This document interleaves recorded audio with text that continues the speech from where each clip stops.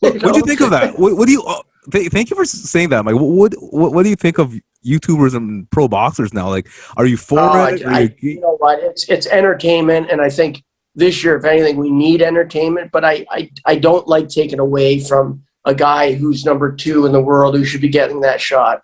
Of course, McGregor's going to box a guy, and the guy was like 40 pounds heavier and just held on to him, and obviously, but it did nothing for the sport of boxing. Yeah, I agree. I agree.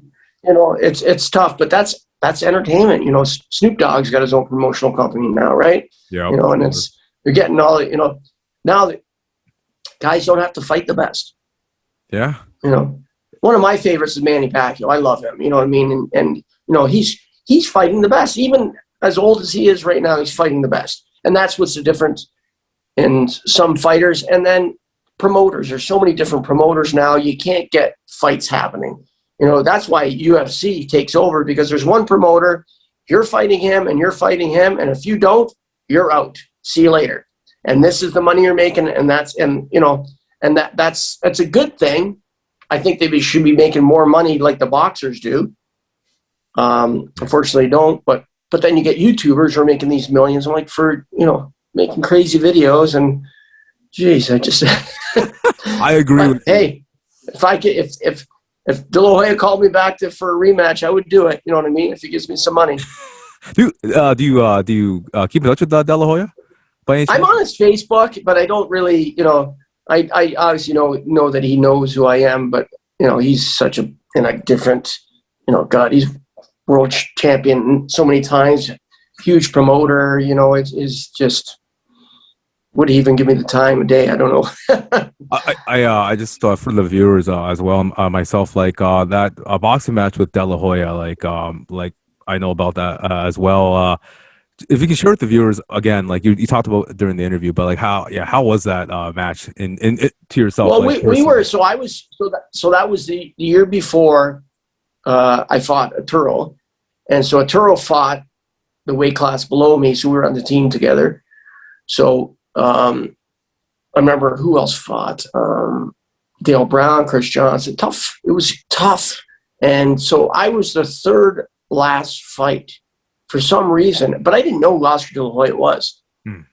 And I'm like, why am I the third last guy fighting? I'm 100, at that point, I was a featherweight, so at 126 pounds. We both weighed in the night before, and we were allowed a kilo, so we weighed 128. By the time we got in the ring the next day, we were probably like 140. We were welterweights, like welterweights at least. So we walk in, and so the first round, and so the surprise why I'm third last fight is because I'm a featherweight. I should be like fourth or fifth fight because they all go in weight class. But they got these 3 guys at the end that are supposed to be the golden boys, I guess, that are going to be going to the Olympics next year.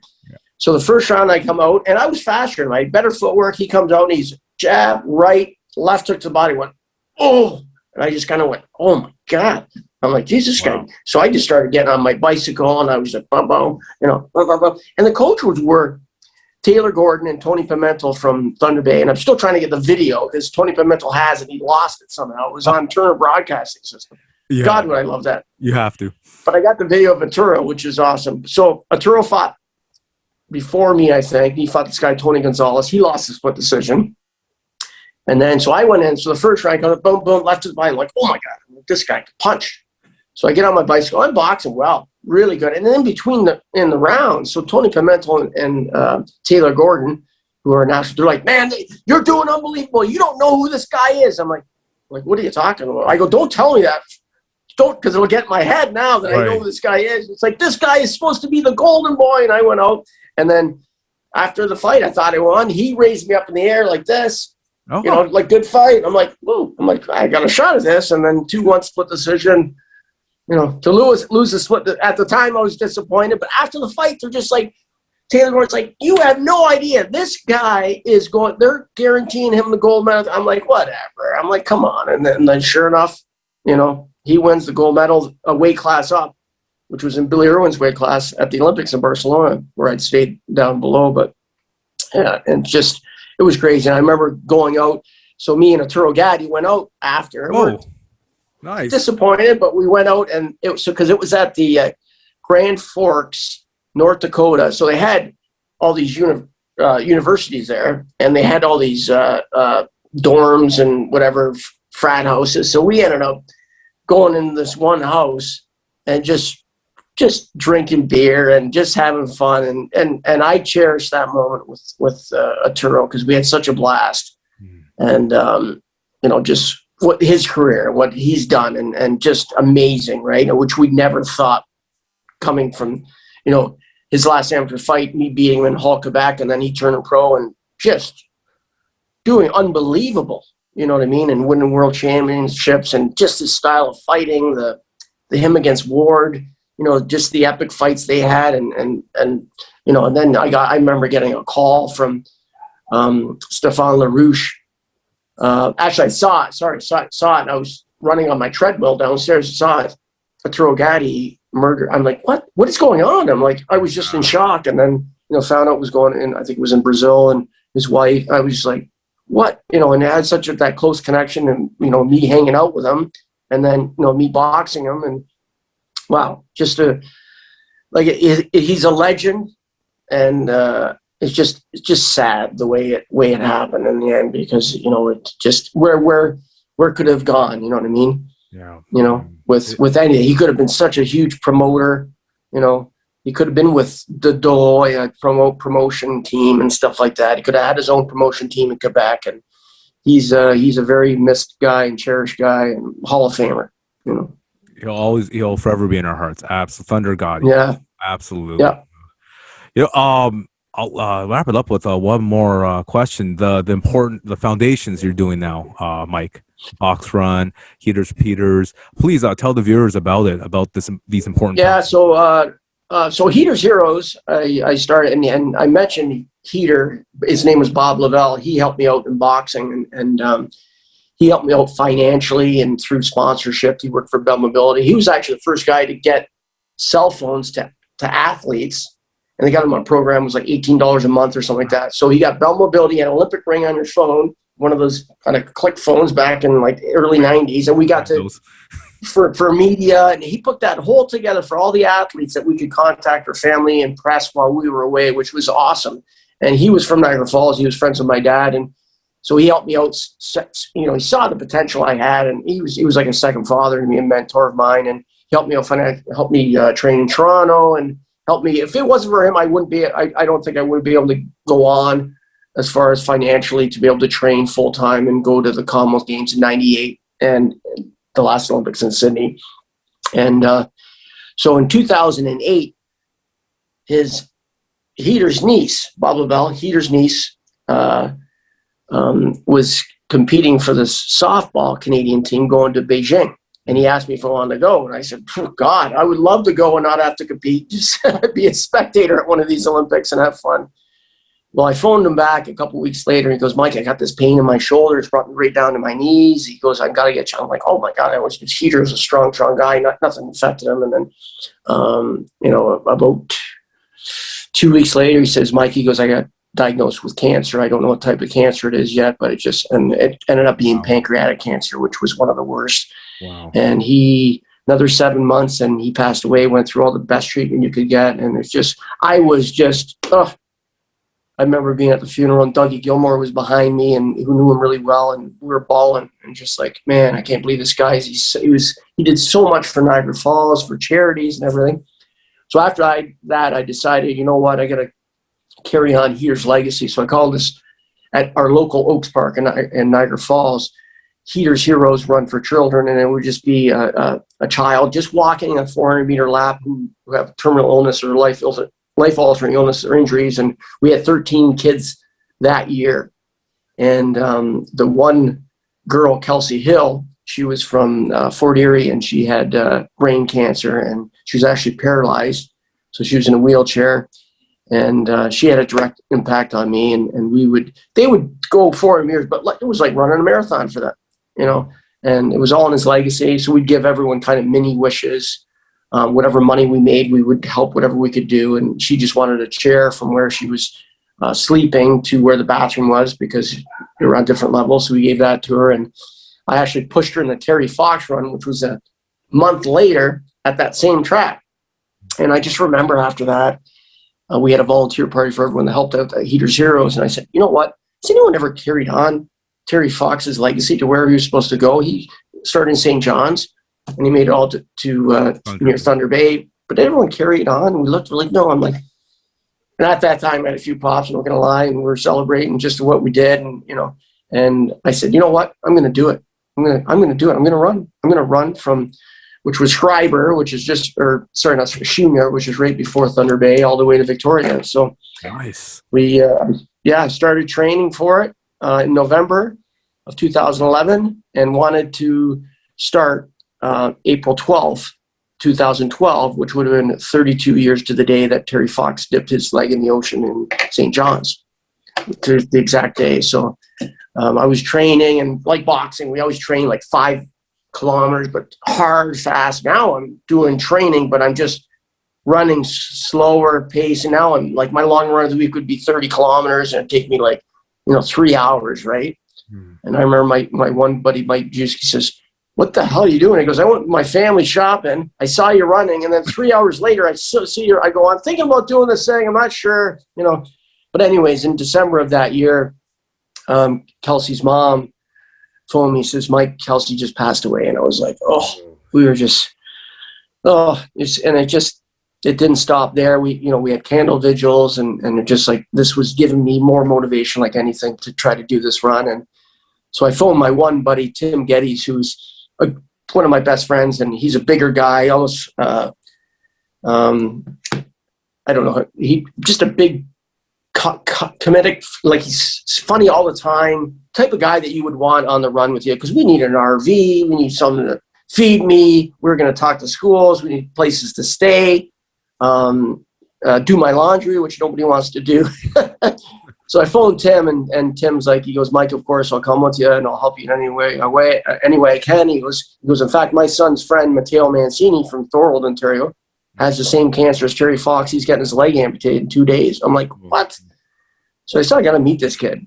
So he got his leg amputated, met him, but he was still going through, he had to get his leg amputated, but he's still going through all this chemo and everything. And so we met him, and we wanted him to come with us. We knew we couldn't run or walk, but he was 11 years old at the time, and we wanted him to come. So we met with his parents, who were kind of separated at the time, and the dad wanted him to go. We met him at Williams Cafe Shop, and the mom and the grandparents are like, absolutely not. My baby's not going with you. I'm like, okay. I said, we know the process. We'd have to fly him back and forth or whatever we got to do, because he's still going through treatment at McMaster, but we think he would be a great poster child for this run. You know what I mean? And so he looked at his mom and he says, Mom, I want to be the next Terry Fox. He had curly hair like him and everything. It was just, wow. So it was something that they couldn't say no. So we planned it out. We got the RV, and originally we were going to call it, so as Matteo, so we're going to call it Matteo and Mike's Journey to KO Cancer. That's what we're going to call it. So we had a meeting about 2 weeks before we were going to leave, and I was running this whole time. Not a lot of people knew about it, but we needed to raise some money just for food, water, whatever we needed, just and get an RV, and I had to get an RV. And so I come out, and people are like, no, you should do this next year. I go, I'm not doing this next year. I'll get a backpack right now, and I'll start running right now. I said, I'm doing this, and I'm doing this for Kelsey. I'm doing this for Matteo. And at one point, my buddy's like, he goes, I like everything. He goes, I don't like the name, because you'd never be able to use that after. If you called it Matteo and Mike's Journey to KO Cancer, like if you did something else or whatever. And so he came up and just says, what about the box run? He goes, box run, you're thinking outside the box. You were a boxer, you're running, it rhymes with Terry Fox. Like, and it was like, he made up this logo. It was genius. So we made up this RV, and so we ended up starting. So we had to drive the RV, which was like 17 hours to near Thunder Bay there. And Matteo couldn't come, so he couldn't stay on the RV that long. So we had to fly him out to Thunder Bay. So we came out for a couple of days, and we met him there. So we came out the night before. And so we, I'm all hyped up and nervous, and I got to do this running on the highway, which is just cars and trucks, and it's just unreal, man. Like how Terry did it, I have no idea. And I'm a healthy guy. I have healthy legs and everything, and how he did on one leg when, you know, wobbling, and you got stone and the different terrains. It was just insane. So we're actually going to meet the mayor of Shunya, which is just before Thunder Bay, and that's where actually Terry Fox ended up stopping, where they said he had at the time he stopped, he said the cancer spread to his lungs from his legs, and he had one tumor the size of a golf ball, and the other one the size of a lemon, and he was forced to stop, and that was it, and he passed away the next year.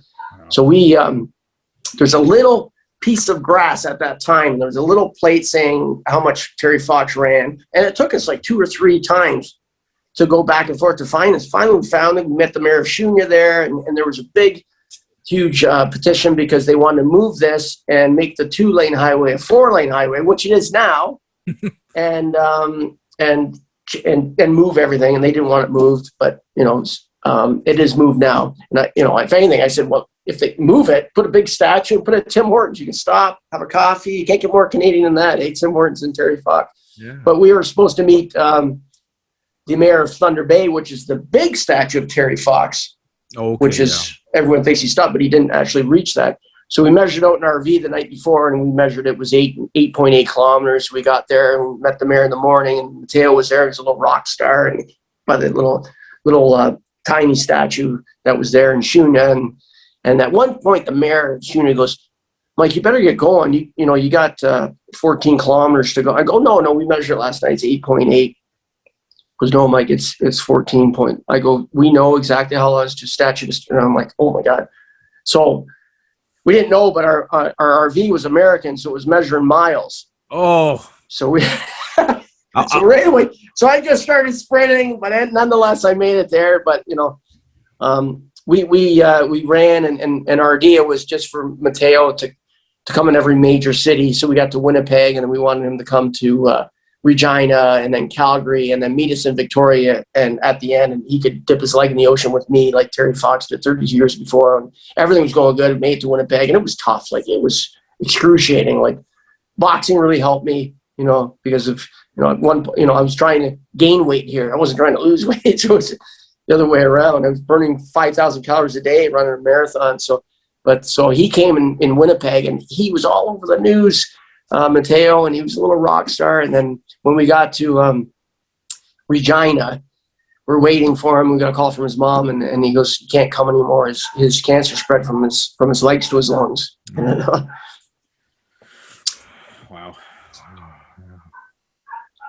It was a really, really tough moment, and we wanted to quit. Me and Tim were like, what the hell is going on? Just leave this poor kid alone. You know what I mean? The exact same thing, you know, for this poor kid. So he couldn't come out. And I remember we ended up we're in downstairs in Regina in a bar, and we're doing shots of Zambuca. And the bar, at one point we started crying. I think the bartender thought that me and Tim were breaking up or something. And I phoned my buddy Andy, who actually came up with the name BOXER, and I said, Andy, this is how you say. He goes, this is why you're doing it, buddy. This is for these kids. So I was like, oh man, I'm like, okay, you know, I got to get through this. This is why we're doing this, right? You know, we can beat this. We can get through this. And then the next morning, I remember I was really hung over and having to run against the wind, and I'm yelling at God and just leave this kid alone. And at one point, we're in the RV, and Tim hands me the phone, and it's Mateo. And Mateo goes, do you want to switch spots? I'll switch spots if you want. He goes, you get your ass in here and keep going. And I was like, you know, how can I stop now, right? So we made it. We got through that really difficult part, and you know, through Alberta was just insane. The mountains, Rogers Pass, and all the Rockies, and made it to Victoria. And when I got to Victoria, I made sure, you know, the Terry Fox statue was there, and put flowers there, and put one leg in the ocean for me and another leg in the ocean for Mateo, because he should have been there with me. And then I spent a few days in Whistler, and then came back to Niagara Falls, and they had a big welcoming for me, and Mateo was there. It was a little dune buggy, was I was doing a little run, and then unfortunately Mateo passed away May 8th the next year. But it was something that his family cherished. They carry his legacy on. We do a walk for him every year at Heaters Heroes, and yeah, so at his funeral, which I was a pallbearer, very honored to, I decided I was going to run the other way on May 8th the next year. So I ended up doing 94 marathons, 94 days from Wow. St. John's all the way into Niagara Falls to next year's Heaters Heroes event, which was just amazing. It was cool to be able to just basically run across the country, and I could be here for hours talking about the runs because it was just a big wave. And there was moments where like I felt like quitting, and I'd get little signs, whether it be from Kelsey or Mateo, and we would dedicate every day to someone who's fought cancer, who has beaten cancer, or who has passed away from it. We put a flag, Canadian flag from the dollar store. And that's how we knew where we would start the next day, because sometimes we'd have to go to a hotel or we stay in the RV or whatever. And we'd come back to that side of the road and we'd have the flag there. And now we'd have to start from there and do another 42.2 kilometers from there to the next flag. And it was so you'll see some flags along the highway. I'm sure, you know, one was 2012, the other one was 2014, but it was awesome. And still, you know, thinking of different things to do athletically and for the box run. And we raise money for childhood cancer research, and as well Ronald McDonald House, which is unbelievable. And if you ever get a chance to go to Ronald McDonald House, they house families who have children in the hospital, and you know they've had families there for 400 days, and they can, I think they pay $20 a night if they can afford it. If they can't, then they get to stay there for free. And you know the amount of just parking at the hospital is like $50 a day, right? You know what I mean? Imagine families having to not be able to have to stay in a hotel or something near. You know, it would be just unfortunate. So it's Ronald McDonald House is one of my favorite charities, that's for sure. Wow, Mike, thank you for sharing all that with us. And once again, like, so sorry to hear for your loss, and you're a huge inspiration. Just how, and you're so real. Like you're one of the first guests on the show that has just real, and I really appreciate it sharing that with us. And yet, we're fully supporting your cause, and keep up the great work. Like it just shows, you know, what inspiration you are to us, and you know, when we're all of us going through tough things in our own lives, we look at, how you went through all this trials and tribulations to be, to overcome in your career. So thank you for sharing that. Yeah, thank you so much. It's tough. And I really don't know how I did it. People ask me, I don't know. You know, if I was just running just to run, I don't think I could do it. But when you run and you know you can't quit, no matter, I was in so much pain, shin splints, like running a marathon on a shin splint, and that food poisoning, running and having a banana the whole day. Like, how do I run a marathon on a banana? Because I can't quit. You know, people are sending me letters from school and kids like, if I came back and said, sorry guys, I couldn't do it. Like, what message would that cross? I would have died out there. I would have, you know what I mean? And Terry Fox is the biggest hero of all time. And to think of myself, who was a very healthy guy, to be able to do that, and it was such a struggle. But for him to do that on one leg, and in that little van that he had, and chafing and changing those prosthetics are not good at all. What he had, the prosthetics now they make, you can play hockey, you can do all the different things with these prosthetics, and he's just like there should be a Terry Fox holiday. There should be I think they're trying to do a $5 bill with him on it. Like, he is the ultimate hero, and I think everyone looks up to him. Absolutely. And thank you so much, Mike, for sharing everything and for taking your time on our show. We really appreciate it. Before stay on though, before you go, can you give us the links for your foundations, the Box Run and Heaters, if you can give the links. And yeah, it's just boxrun.org is for the box run, and then Heaters Heroes, you can just go on Facebook, Heaters Heroes, and we do that the second Saturday of every August. So we're hoping with the restrictions right now easing up a little bit that we'll be able to have honor Heater, honor Kelsey, honor Mateo, and honor all those kids that came and do memorial laps. And we actually, Steve Ludzik, who played for the Chicago Blackhawks, and he just had a liver transplant, got through a tough time. So he told me the other day that he's going to walk, maybe run the final lap. There you go. Yeah, Steve Ludzik. Another legend. Sorry, Oh, geez. my dog is barking at something that never barks. Oh, that's the show. Maybe It's about are you the show. barking for Oh, Steve Ludzik, maybe? Steve Ludzik, that's what he's barking at. You're barking for Ludzik. Before you go, Mike, do you have how we can reach you on social media? Do you have any social media that we can reach you on? Social media like Facebook, Instagram, or Yeah, we're on Facebook. My Instagram is MikeStrange18. Yeah, so all right. boxrun.org, and so Absolutely. But just stay on, Mike, and everyone. And Mike, thank you for joining, sharing everything. We really appreciate it.